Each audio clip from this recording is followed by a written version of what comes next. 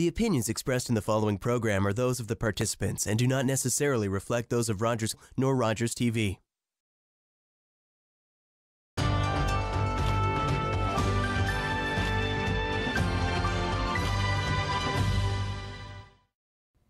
Hello everyone, I'm Deborah Hutchison in the Rogers TV studio, and this is your local update. Well, as kids return to school, the automated speed enforcement cameras across Durham region are now operational. Joining us to fill us in and tell us all the information that you need to know about it is Stephen Kemp. Stephen is the manager of traffic engineering and operations for the region of Durham. Stephen, welcome, and thanks for taking the time to speak with us. You're welcome. It's a pleasure to be here, and happy to have you help us get the message out to our residents.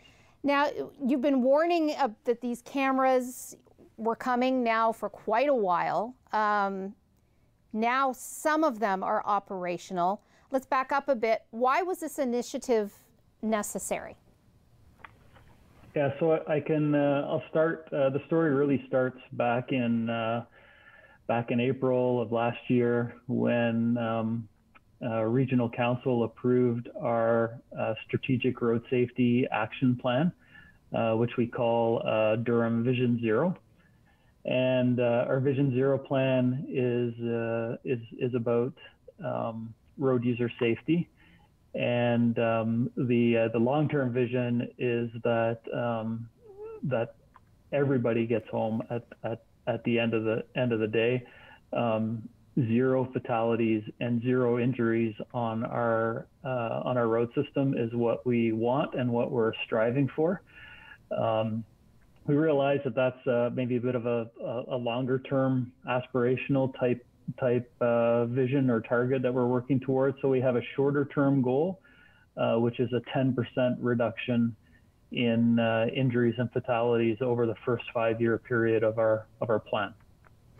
I know when we talk to police, they say that when they reach out to the public and they ask about concerns, traffic is always really up there on the list, and traffic safety. How did you go about choosing the locations for these cameras? Yeah, so there's a couple parts to that. So the first part about choosing the locations, part of it was really defined by the province when the province passed the legislation allowing municipalities to use this equipment. So I think, as most people know, the experience with automated speed enforcement or photo radar in the mid-90s was not particularly well received provincially, and I think the province really wanted to make sure that if they were going to allow municipalities to do this, that it was as transparent as possible, and that it really focused on areas where residents had specific concerns. So the province said that municipalities could use this equipment on their roadways only. So it's not being used on provincial roadways at all. So only allowed on municipal roads. And they went further to say that it can only be used in school zones and community safety zones. So I think the basic premise of that was,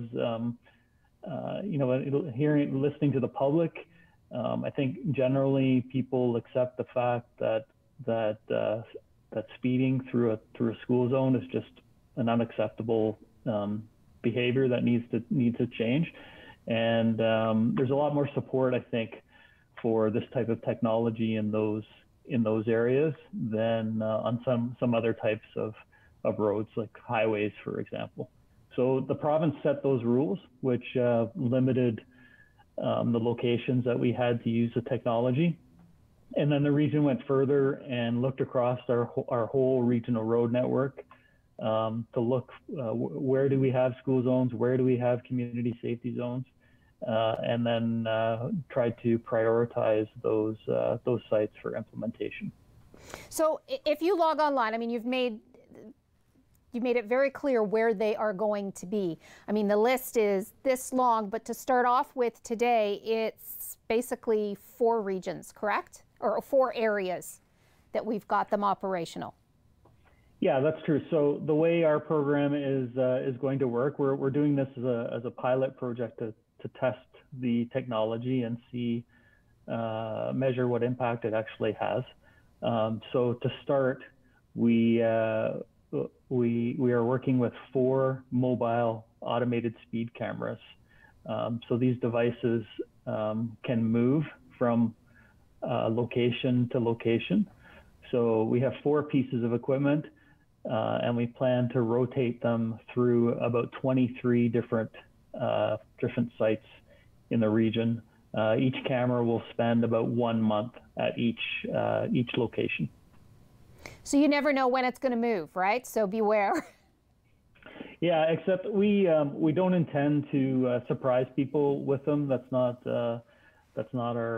our objective. We are going to be very transparent about where they are and where they are going. All of that information is available on our website at durham.ca/ASE,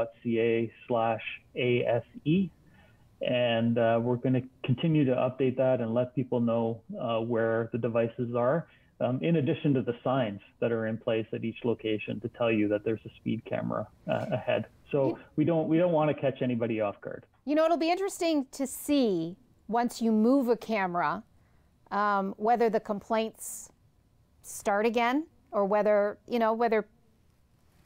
people are not going to be as careful again. Let's talk about what happens if the camera catches you speeding. There are fines, but no demerit points. How's that all going to work? Yeah, that's true. So there are fines, but because this is a vehicle-based offense and not a driver-based offense, there are no demerit points associated with the ticket. So if you get pulled over for speeding by a police officer at the side of the road, the fine gets issued to the driver, and demerit points also get issued to the driver if warranted. The speed cameras have no information about who was driving the vehicle. The cameras take a photo of the rear license plate of the speeding vehicle, so there's no information about who is driving. The fine gets mailed to the registered owner of the vehicle, and because of that, no demerit points are issued. So in my case, I have teenage sons that are both driving age and often borrow the family car for trips here and there. And if one of them gets a automated speed enforcement camera ticket driving through a school zone, that ticket will be mailed to me, and it'll be up to me and my sons to negotiate how the payment plan might work. And does the fine differ depending upon how quickly you are going, or how much you're speeding over the limit? Yeah, the fine does vary. The fine is exactly the same as the fine that you would pay if you received a ticket from a police officer at the side of the road. It's the same section of the Highway Traffic Act that applies. So the fines range at the very lowest level to less than $50 at the low end, all the way up to closer to $1,000 at the very high end. I would think, though, if you were speeding at a rate where you would warrant a $1,000 ticket, would police not be called in to talk to you? So because we don't have any information about the driver, that's a bit of a challenge. So when you're pulled over at the side of the road, it's pretty clear who is driving the car. With a speed camera, that is less obvious. So we do have plans in place to deal with any 50 over offenses, because it is treated a little bit differently in the in the Highway Traffic Act. If you're caught by a police officer on the side of the road at those speeds, you can lose your car for a few days, and really hefty fines. A speed camera can't impound somebody's vehicle at the side of the road. So we're working through some different processes with the police to manage those types of situations. And I also have to ask you about, usually when a police officer is pulling you over for speeding, an officer has discretion. A couple of kilometers over, they won't usually give you a ticket. Is this a hard and fast rule? Like even if you're going 1 kilometer over the limit, you're going to get a fine? Yeah, so we're not disclosing to the public any information about specific thresholds, similar to how the police don't publicly talk about what those thresholds are. What I can say though is that the technology itself, a camera, a computer in a box, has no human ability to be to make exceptions. So it's programmed to work a certain way, and that image is automatically captured. It knows nothing about the type of vehicle, who's in the vehicle, any other circumstances. It's very black and white. What happens though is that that image gets recorded digitally, and it gets sent to the Joint Processing Center, which is a facility in the city of Toronto that is processing all of the automated speed enforcement tickets issued in the province of Ontario. And a provincial offences officer that works in that facility reviews the image and reviews the evidence that's collected by the camera. And that officer makes a decision on whether or not to lay a charge based on the evidence that they have in front of them. We've only got about another minute and a half. So I want to ask you though, if a ticket or a fine is issued and the owner of a car doesn't pay, what happens then? Yeah, so the ticket arrives in the mail. Just like any other speeding ticket, you have 3 options. You can pay the fine outright. You can request a meeting with a prosecutor at the courts to discuss your case, or you can request a trial. If you have to choose one of those 3 options, if you just flat out don't pay, the regular repercussions would apply. When it comes time to go renew your driver's license, there would be outstanding charges on your account, and it would be problematic for people. So we encourage people to pay or go through the other options that they have available to them. Okay, so once again, Stephen Kemp is with the region of Durham. Thanks so much for joining us today. Durham.ca/ASE for information on the automated speed enforcement. Stephen, thanks again for joining us. You're welcome. Okay, stay with us. More to come on Local Update after the break.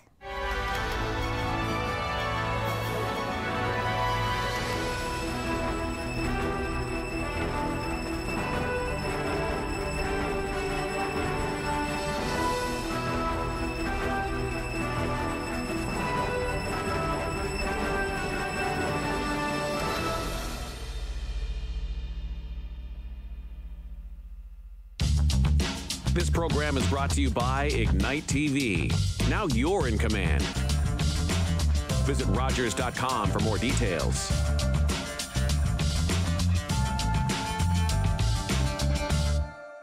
Being stuck in your home during this pandemic also means you have a home. Waiting in line for groceries means you have money for groceries. The isolation, being broke and totally scared about what's next. I was feeling that before this crisis.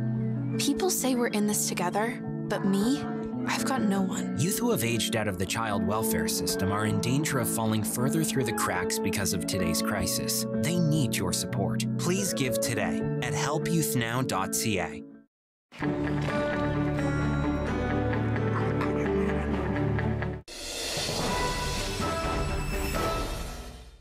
And welcome back to Local Update. September is Hunger Action Month. Feed the Need in Durham, sending out a call to action to help battle food insecurity across the region. Joining us now is Ben Earle, Executive Director of Feed the Need in Durham. Welcome back to the show, Ben. Thanks, Deb. Nice to be here. So according to your stats, over 66,000 Durham residents are what you call food insecure. What do you mean by that?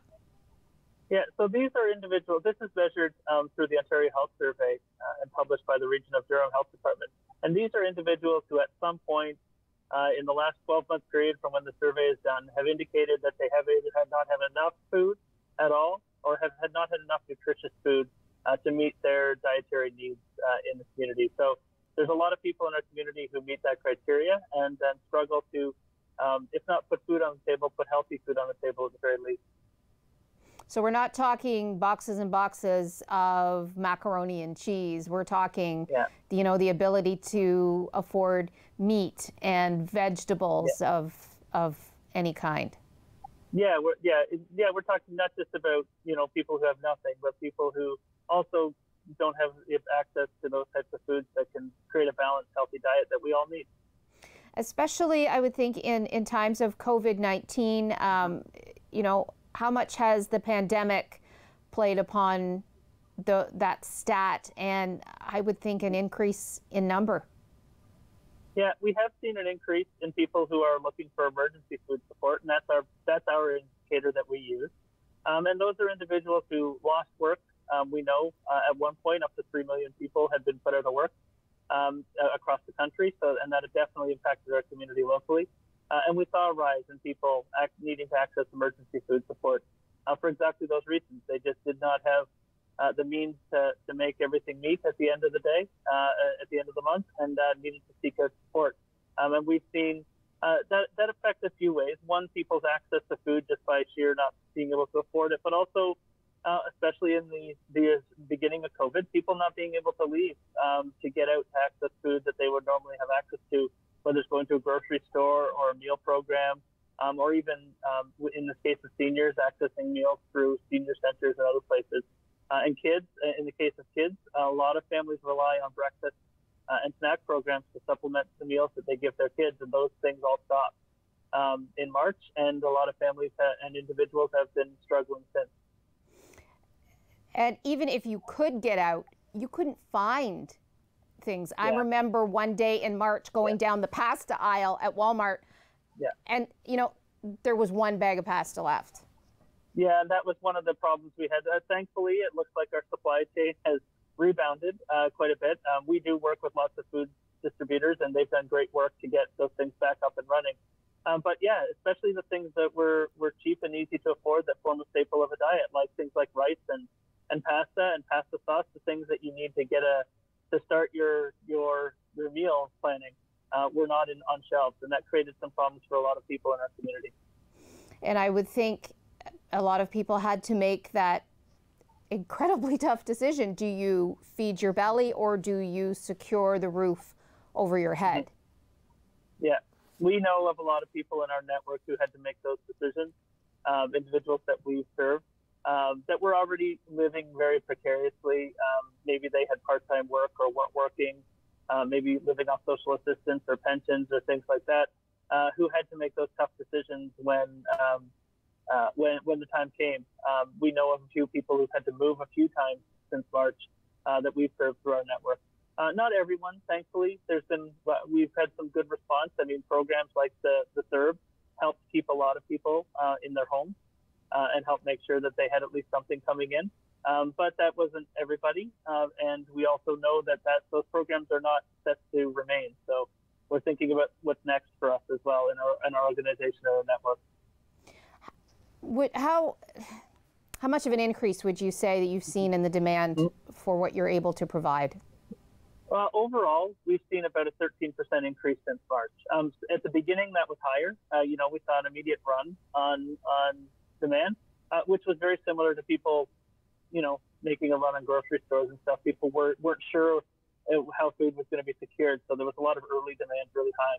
But overall, since March, we've had about a 13% increase in demand for food banks across Durham region. And now the most telling part of that, though, is there's a 50% increase in the number of new people accessing food banks. So that's right. So out of the people who've never accessed a food bank before, we've seen about a 50% increase in that number since March. So it's a lot of new people also looking for emergency food support for the first time in our community. And are a lot of these seniors, or are they primarily, families with young children, or a real cross section? The lucky thing is in our community is we do support seniors fairly well. That's not to say that seniors aren't facing a need and that we shouldn't be making sure that they get the supports they need. But from a food security point of view, most of the issues for seniors was access and getting out. And we saw an amazing response from so many community groups like the Caremongers and others to make sure that our seniors in our community had access to food, whether they could get out to a grocery store or afford it or not. So there's been some amazing work done to support seniors. In our network, it's been mostly young families, like I said, individuals who maybe their kids accessed at least one meal a day at school, and now they're home. Parents can't work because they've got to worry about their kids being home and things like that. So we've seen in our network, at least, it's been largely young families and single people who weren't able to work, didn't have paychecks coming in, didn't have those supplemental meals that they usually had access to. So it's been across the board in the community, but in our network, it's been largely those younger families. Okay, so September is Hunger Action Month. What are you asking the community to do, and how do you want them to respond? Yeah, so Hunger Action Month is it's a national campaign. We're a part of it. We want to promote it locally. The goal is to recognize not only that hunger is an issue for our community, but also to recognize the community supports that we do have year-round, and ask our community to step in and help us respond to hunger. So we've got a few advocacy things planned this month, messaging about what's been going on with COVID. We have our push against hunger, which we'll talk about a little bit more in a minute. And we also are doing a lot of work to recognize, especially our volunteers who've been so amazing to help us keep going.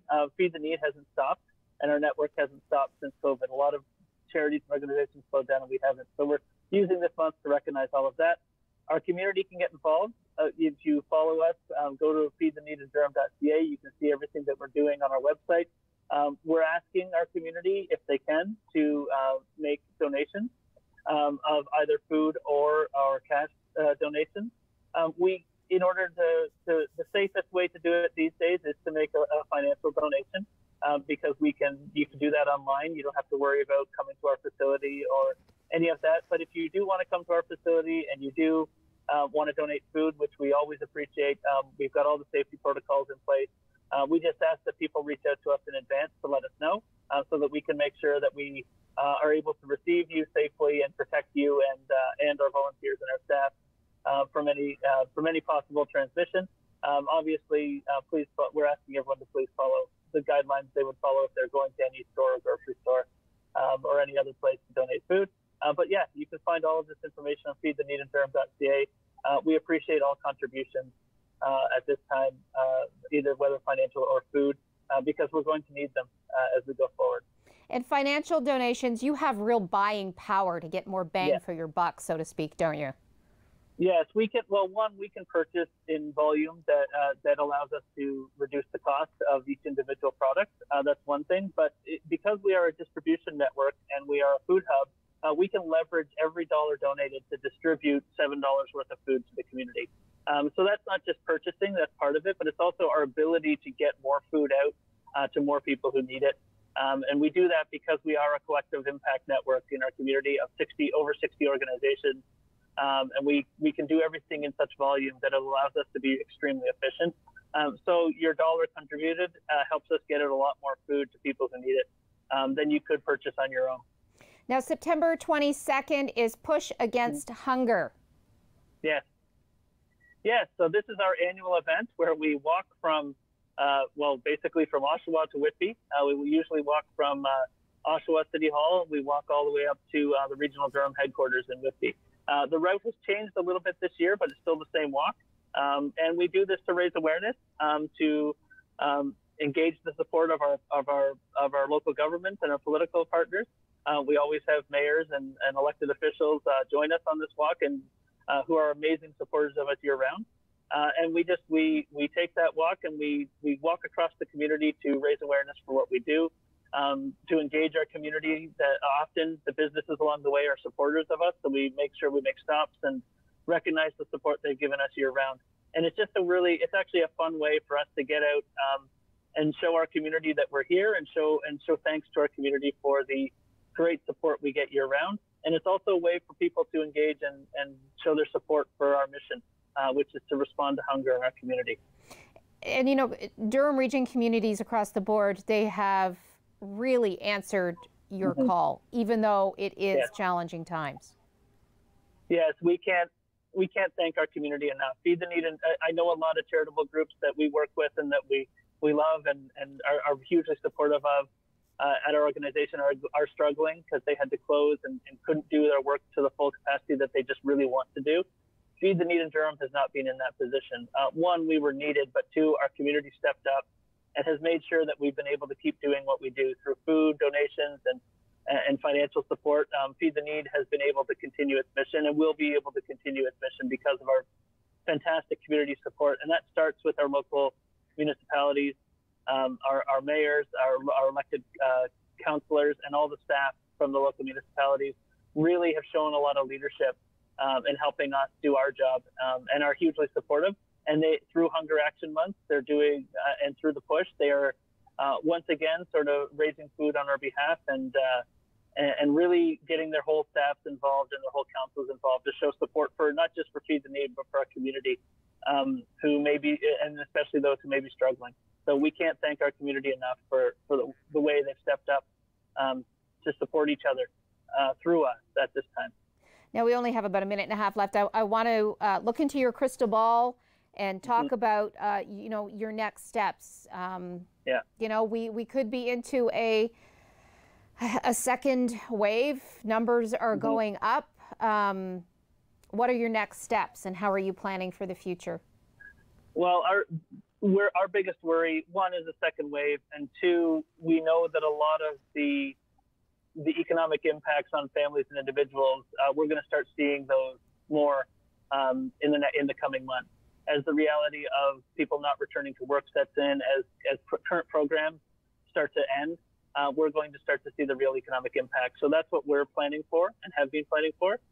We've been investing in our infrastructure in the organization, increasing our truck and transportation capacity. We're also in the process of increasing our storage capacity, especially refrigeration, so that we can be ready to collect and have that food ready for our community when they need it, and ready for the increasing and ongoing demand for it. So we're really focused on making sure that Feed the Need has the food on its shelves and in its warehouse to get to people when they need it and at the time they need it, and really working with our network of 60 organizations to make sure that they're ready to meet any demand, no matter what it is, whether it's a huge spike in demand or it's just an ongoing chronic demand.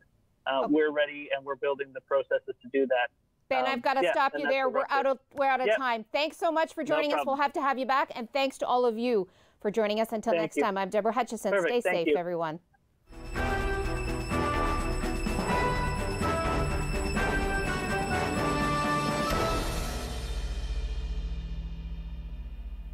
Call the Rogers TV viewer response line, email us, or connect with us on social media.